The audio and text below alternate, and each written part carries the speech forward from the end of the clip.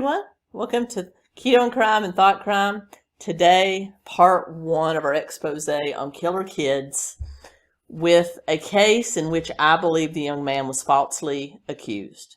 Now, this is a very controversial case, and I may get some hate for it, but that's my stance. I don't think he did it. But we're going to talk about Jordan Brown today, the case of the 11-year-old accused of murdering his stepmother, almost stepmother, and unborn little brother. So we're going to talk about that case today. But first, just want to give a shout out to everyone, my channel members, my patrons. You keep this channel running. If you want to join them, those links are down below. If you are new to the channel, welcome. We do true crime, history, a little bit of weight loss journey here. I think we have a good time. And it is our goal to get our community to 10,000 members by the end of the year. So if I have not earned your subscription, I hope today is the day. Please hit that button down below along with the bell notification. And with that being said, let's dive in to the Jordan Brown case.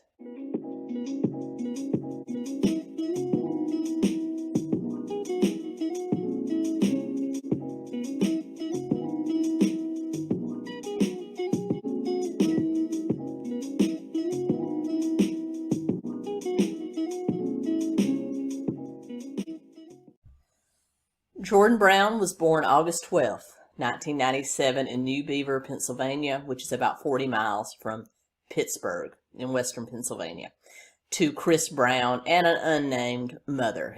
I've never really found a public statement of his mother's name, so I'm not going to put that here, even if I could find it. He and his father were best friends. Let's just put it that way. They grew up in living in the same small farmhouse in New Beaver. Along with his father, they enjoyed a lot of outdoor activities, which is common in rural Pennsylvania. A lot of hunting, a lot of camping, a lot of ATV activity, and sports. Jordan played pee-wee football, in which his father was a coach. So he and his father were best buds, but Chris was lonely. And during the course of raising his son, he happened to become reacquainted with an old high school friend of his named Kenzie Marie Hawk, who was 26 at the time of her death. And she actually was a single parent herself of 2 little girls, Janessa and Adelaide, who were from a previous relationship or relationships, as it will turn out. But she was a hairdresser in the local area, and they reconnected and became close and eventually started dating. And then she became pregnant with what would turn out to be Chris's son, who they were going to name Chris Jr. after his father. And so her and her daughters moved in to the Brown farmhouse, and they were living as a family. For the longest time, Jordan had a room upstairs. It was a 2-story farmhouse. I'll drop some pictures here. And he had been living with, when it was just he and his dad upstairs. Well, it turns out that now that Mackenzie was pregnant, they wanted to have a area, Chris and her wanted to sleep near the new baby so that they would have easy access to tend to the baby. So they had been living in a downstairs bedroom. So the decision was made shortly before the baby's birth that Jordan would basically trade bedrooms with them, that his room would become the master bedroom and that their master bedroom downstairs would be his. So they were already in the process of moving rooms. So Jordan's clothes were actually in that basement bedroom. Now, before we get to the day, but even though his parents were still sleeping there. So before we get to the actual day of the crime and what happened, I want to preface this with something and also get into a little bit of past history on this case. First of all, this does involve kind of a political topic, the political topic of guns. I will try to be as objective and nonpartisan as I can when discussing that topic, but just be aware that I really can't address this case without addressing gun safety and responsible gun handling. I am a Second Amendment advocate. I believe that it's very dangerous for only the government to have guns. So I am in full support of responsible gun ownership. However, I think that was lacking in this case. Even though I think the accused is innocent, I still think that what I saw when researching this case was bad gun handling, and I'm going to comment on that. But now, so let's go back to Christmas of 2008, when the Browns and the Hawks all got together for a holiday celebration that kind of led, according to them, Mackenzie Hawk's family, to start to feel a little woeful about Jordan Brown. But let's talk about that. Now, like a lot of people in western Pennsylvania, the Browns had gone turkey hunting, and evidently Jordan had shot the Thanksgiving and Christmas birds that year. In fact, he had presented Mackenzie's mother, 𝗬𝗍𝗍, with a fresh turkey that she froze and has later said she will never cook again, that young Jordan had shot. So Jordan, according to everyone that knew him, was a crack shot. He had there were several rifles in the house, mostly for hunting, that according to everyone, anybody could access. They were not properly stored, especially the child's rifles, which is what was supposedly the alleged murder weapon in this case. But holidays, they shot turkeys. Jordan had just participated in a shooting contest where he outperformed every other 10 or 11-year-old in his division. And now they're at Christmas with the Hawks and they're just hanging out. Well, after Jordan, Kinsey, Chris, Adelaide, and Janessa had gone home, Jason Craner, who is Kinsey's sister's husband, told 𝗬𝗍𝗍 that Jordan had told his children that he was one day going to pop Kinsey and both the girls in the head and get rid of them. Of course, they didn't believe it. They believed that perhaps they had just had a fight that morning, and maybe he was just a little upset, if it was even said. I mean, this is hearsay from 9, 10, 11-year-olds. We don't know. But that was said. I want to put that out there. I haven't seen that in any other renditions of this case. But according to Jason Craner, brother-in-law of Kinsey Hawk, Jordan did make that threat. So, but according to Chris, and according to anyone else that knew the family, Jordan was quite fond of Kinsey, called her mom, was quite excited to be having a little brother, got along well with Janessa and Adelaide, who were ages 7 and 4. At the time, and there was no issues. He wasn't even upset about having to change rooms because he was getting a much larger room. Okay, let's fast forward to February of 2009. Now, for that Christmas, Chris had gifted his son a youth-sized 20-gauge shotgun, and that was later on alleged to be the murder weapon. Now, morning of February 20th, 2009, Chris Brown woke up to go to work. He worked in the shipping department of a nearby manufacturer, and Kinsey was still kind of groggy in the bed next to him. She said she didn't feel well, was having a bad bout of morning sickness. She was 8 months pregnant at the time with Chris Jr., and so she asked Chris Sr. if he could stay home that day because she really didn't feel well. But he, kind of leery of all the time he would miss after the baby was born, not wanting to put his family in financial trouble, said, no, I need to go on to work. So he kissed her, and he had gone before 8 o'clock that morning. Now, according to witnesses, which happened to be tree trimmers that were on the property, at approximately just before 9 a.m., they saw young 4-year-old Adelaide standing in the doorway of the farmhouse crying. They went over to see what was wrong, and she told them her mom was dead.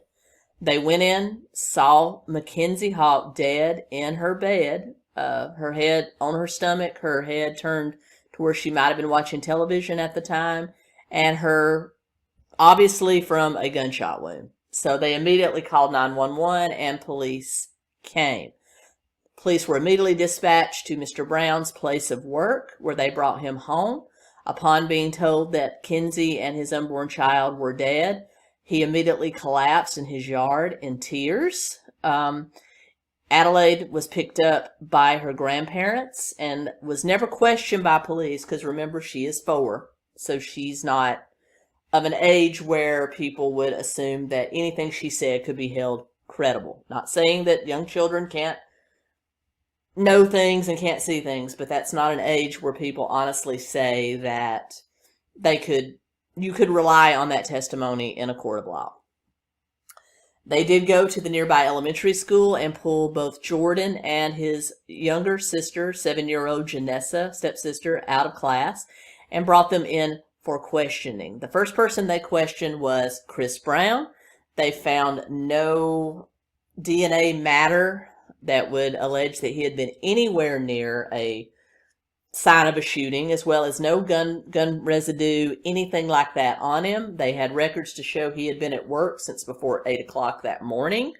The tree trimmers said they never noticed anything weird when he left. They also said that the 2 older children, Jordan and 𝗠𝗫𝗂, left for school, got on the bus about 8:15 in the morning, still nothing weird, and they did not notice young Adelaide in the doorway until almost 9. Now keep those times in your head. So Chris Brown was immediately released as being a person of interest or a suspect, and they turned their attention to the 2 children. They questioned them numerous times, at least 20 times. They were questioned without an adult present and without recording it. It was just odd that they never recorded any of the interrogations of an 11-year-old and a 7-year-old. Chris did question it, but still he was so distraught he didn't really think anything of it. According to police records, Jordan claimed that he had gotten up to go to school, that actually 𝗠𝗫𝗂 had woke up early and woke him up for school. He got up, he went downstairs, got his clothes, spoke to Kinsey, dressed, and then he and 𝗠𝗫𝗂 left for school. 7-year-old 𝗠𝗫𝗂 had the exact same story the majority of the times that she was questioned. However, in one of those interrogations, police officers did tell her, "Didn't Jordan play with his guns? Did Jordan kill your mother?" Very creepy the way they were planting thoughts into this young 7-year-old's head. And finally, after 20 hours of interrogation, this young girl finally said, "Yeah, I heard a blast coming from my mom's room, and Jordan walked out with his rifle and took it back upstairs." Literally what she said, after it sort of being planted in her head, obviously, by a police officer. And so just before 4 a.m. on February 21st, where Chris and Jordan were at home, they had fallen asleep, crying, detectives and state troopers burst into the house and arrested 11-year-old Jordan for the murder of Kinsey Hawk. Based on 7-year-old 𝗠𝗫𝗂's 20th interrogation, as well as the fact is when they tested everyone, they found gun residue on Jordan's hands and clothes. However, Jordan did say in his interrogation that while he was walking toward the bus, he had a shell in one of his pockets because they had been turkey hunting on the property, and he had a shell in his pocket. He did pick it out and drop it, as well as some lint. And he and 𝗠𝗫𝗂 both said they also saw a black truck parked nearby. That's all they said. So, but they arrest Jordan and take him immediately to the juvenile detention center in Erie, Pennsylvania. And immediately a lot of shenanigans about this case started. First of all, they wanted to try Jordan as an adult at 11. They only had circumstantial evidence, gun residue on somebody that already said they pulled a casing out of their pocket that was left from a turkey hunt, as well as the fact that no debris, because if you blast somebody in the head at close range, you're going to have blowback of brain matter, blood, skull, everything. Some of that's going to be on you. None of that was ever found on Jordan, but yet these state troopers and these detectives took him in based on information that they essentially, according to the depositions of Janessa, planted in her head before they arrested young Jordan. It started a nightmare for Chris and Jordan, who basically would drive to see his son at the detention center every single day. In the meantime, they also find out some other pertinent information. Remember that black truck? Well, come to find out that Kenzie's ex, named Adam Harvey, who was supposedly the father of her youngest daughter, Adelaide, had recently had a restraining order filed on her by Kenzie because he had openly threatened both her and the girls because he had recently found out he was not the father of her youngest child and had been paying child support. He drove a black truck that resembled what both Jordan and Janessa confessed as seeing outside of the farmhouse that day. However, according to detectives, they questioned Adam Harvey, that he was very, very open with them, very kind to them, and because he's still, the main reason they said they did not look at him as a viable suspect is the fact that his black truck, which fit the description of what Jordan and Janessa said they saw, as well as some of the tree trimmers said they saw a black truck, because it still had snow on it. And there's no way snow would still be on his engine if he had driven the 30 minutes to get to the farmhouse to do the deed. Snow. In western Pennsylvania, in February, I have driven in Tennessee after a good dusting and still had snow on my car. What the hell? Initially, he was charged as an adult by a presiding Lawrence County, Pennsylvania judge, Dominique Motto.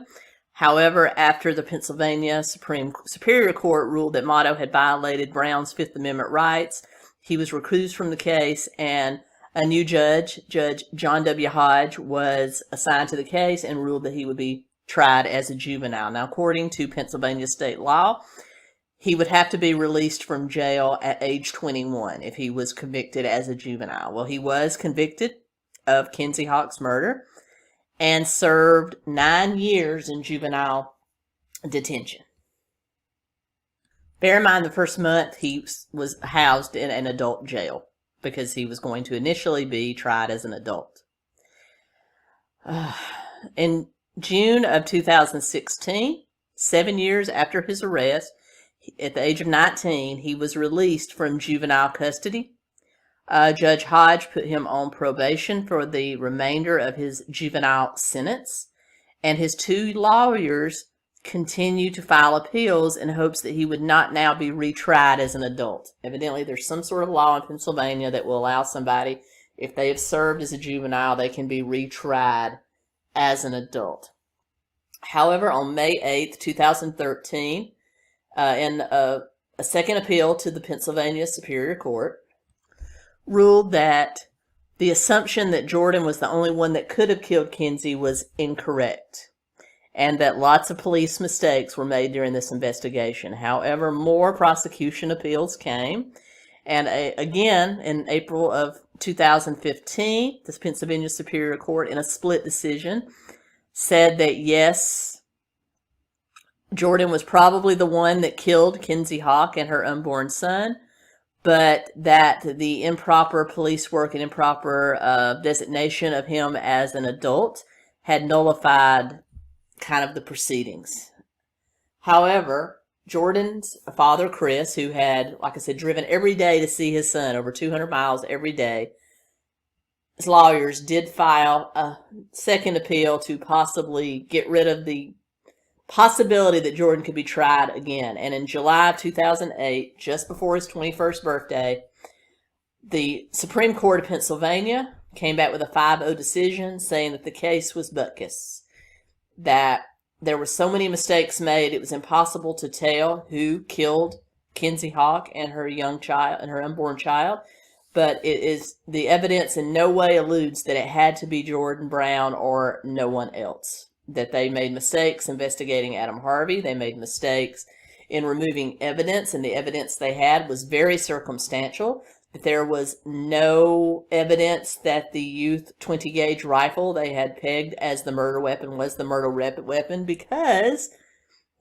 their only evidence, aside from the fact that he had gun residue on him, an avid shooter had gun residue on him, was that that gun in particular smelled like it had been recently fired. Smelled like it had been recently fired. It was not warm. It did not have any other evidence of being fired. It just smelled stronger than the other guns.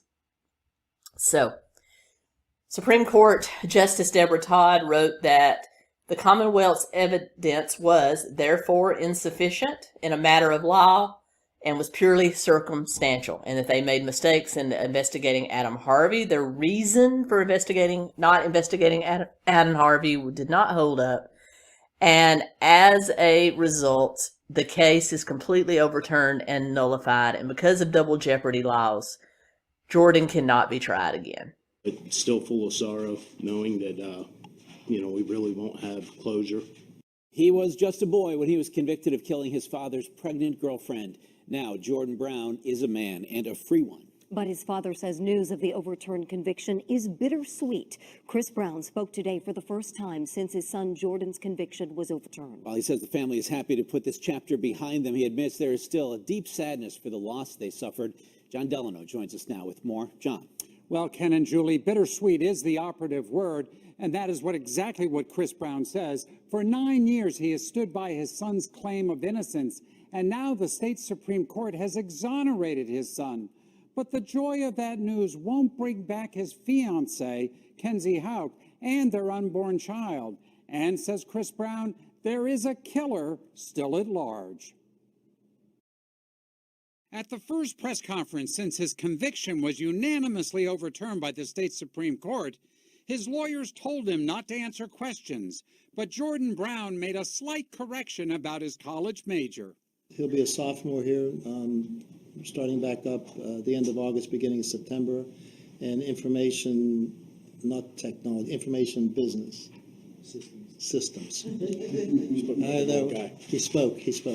But that was it from Brown. He let his lawyers, Daniel Alisco and Stephen Colafella, and his father, Chris, do all the talking. We believe that there was a rush to judgment, and we also believe that he was the casualty of a system that broke down. He's currently in college studying computer technology, living with his father Chris, still in Pennsylvania, and has committed to turning his life around and putting the past behind him. However, there are losers in this case because, of course, Debbie Hawk still contends, and her husband James still contend that Jordan is 200% responsible for her child's death. Finds Jordan responsible for her death, but says he's worried because of what he says were lies told on the witness stand. When you're in there hearing lies, it's horrible. When somebody gets up there and swears not to lie on the stand, and then they're lying, it's horrible to hear. Adelaide and Janessa lost their mom. A lot of losers. But probably the most telling, most recent thing to come forward out of this case is 4-year-old Adelaide, remember the one that the tree trimmers saw in the doorway, has recently come forward and done her own interview, which you can find if you Google it, in which she says that she woke up due to a loud noise and immediately got out of bed and went down to see what the loud noise was, wandering into her mom's room. When she got there, her mom's cell phone was ringing, so she picked it up, and the person on the other end wanted to speak to her mom. She could not wake up her mom, and that's when she realized her mom was dead. That's when she went outside crying and got the attention of the tree trimmers, which they said was just before 9 a.m. Now remember, she says that a loud noise woke her up, and she went immediately downstairs. Now, just before 9 o'clock is when the police call came in. Now remember, due to everyone's testimony, Janessa, Jordan, the school system, the tree trimmers, both Janessa and Jordan were on the bus by 8:15 that morning. So there was no way that they were even in the house when Adelaide is now saying that she heard it, that it woke her up. So we're talking about a gunshot that probably happened somewhere between 8:45 and 9 a.m. That's what woke her up. Now that's her. I said she was 4.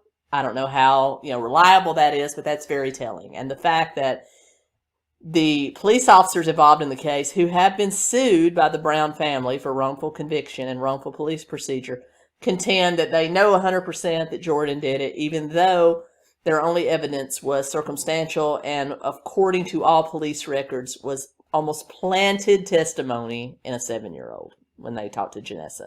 They planted the thing about Jordan threatening her mom, threatening her in her head. That is on record. I'm not making that up. So that, based on this new testimony by Adelaide, leads me to believe that Jordan was wrongfully accused for this. And also the fact, I don't think an 11-year-old could shoot someone, clean up a crime scene, clean himself up, and then still get out the door to get on the bus and still make it to school on time. The fact that Janessa was in the house and only at the very last, when she's tired and being led, did she say she heard a gunshot blast, but she never said that the other 19 times she was interviewed. So I'm going to say that no, Jordan Brown did not do this. Who do I think did it? I don't know.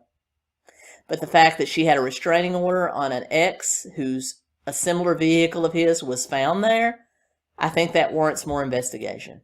But again, we're talking about something that's over now 12 years ago. But anyway, that's the case of Jordan Brown. I hope you enjoyed it. And I will be back very soon with another case. Until next time, keep doing crime.